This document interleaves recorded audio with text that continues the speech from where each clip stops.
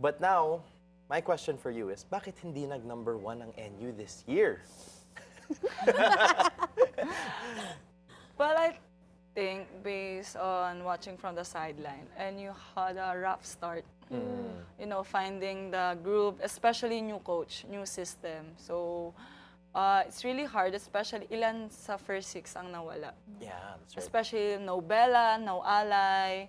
So, different groove, different harmony, rhythm ang kailangan na lang kailangan i-figure out together. Though Lamina wasn't at the first starter on some games, but it's a good thing na binalik siya kasi nakita yung nakita kung ano yung kayang gawin ng team with Lamina. Though Pona did a great job. She did a great job talaga. Pero the difference of Lamina playing is talaga, parang malaking naging effect ng wins nila coming from number 2 seed.